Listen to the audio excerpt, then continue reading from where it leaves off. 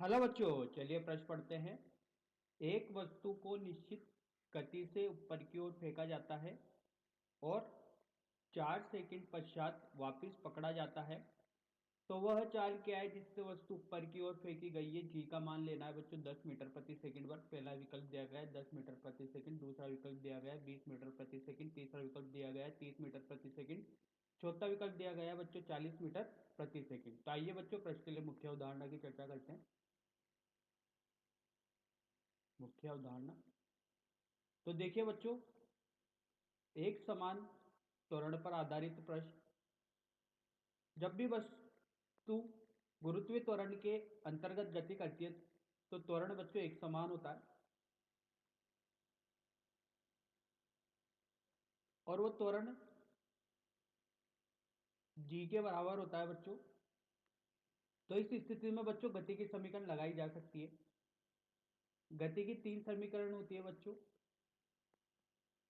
पहली समीकरण होती है बच्चों v बराबर u धन ए टी। दूसरी समीकरण होती है बच्चों s बराबर यू टी धन 1/2 ए टी का वर्ग। तीसरी समीकरण होती है बच्चों v का वर्ग बराबर u का वर्ग धन 2a s। तो आइए बच्चों, इस मुख्य उदाहरण के आधार पर प्रश्न को हल करते हैं बच्चों। देखिए बच्चों, बोला गया है कि एक गेंद है, ये धरातल है बच्चों। यहाँ से एक गेंद फेंकी जाती है बच्चों, तो इसका कुछ ना कुछ वेग होगा बच्चों, वो वेग मानते ही u होगा। जब ये अधिकतम ऊंचाई पर जाती है बच्चों, तो यहाँ पर जाने पर इस बॉल के पास वेग शून्य हो जाता है। फिर ये वापस लौट कर आती है बच्चों। तो जब ये लौट के आएगी तो इसके पास कुछ ना कुछ वेग होगा, वो होगा v। ये ऊंचाई बच्चों h मान लेते हैं। तो बच्चों, जितना समय इसको जाने में लगता है उतना ही समय आने में भी लगता है। और आने और जाने का समय होता है बच्चों 2h/g के। ये आने और जाने का समय है बच्चों 2h/g के। तो देखिए बच्चों, ये समय बताया गया है, ये बच्चों 4 सेकंड बताया गया है। तो अपन को वेग बताना है कि वेग कितना होगा। तो बच्चों, गति की पहली समीकरण यूज करते हैं। तो बच्चों, यहाँ से जाने का समय किसके बराबर हो गया? 2 सेकंड के, क्योंकि आने और जाने का समय बराबर होता है। कुल समय 4 सेकंड है, तो जाने जाने का समय कितना हो गया? 4 सेकंड। तो बच्चों, जाती हुई स्थिति में समीकरण लगाते हैं बच्चों, गति की पहली समीकरण का प्रयोग करते हैं। गति की पहली समीकरण का प्रयोग करते हैं बच्चों। इसके लिए बच्चों अंतिम वेग शून्य होगा बच्चों, प्रारंभिक वेग u निकालना है।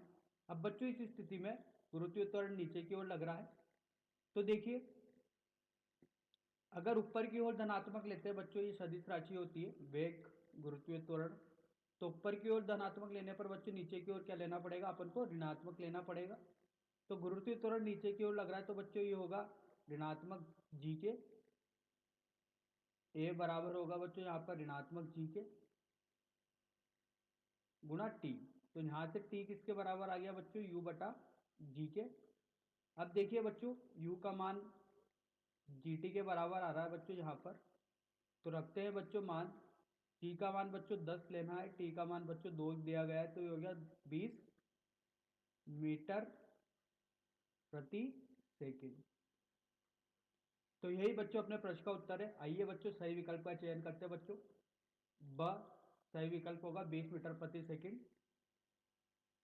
ब सही विकल्प है। आशा करता हूँ बच्चों आपको यह समझ में आया होगा। धन्यवाद।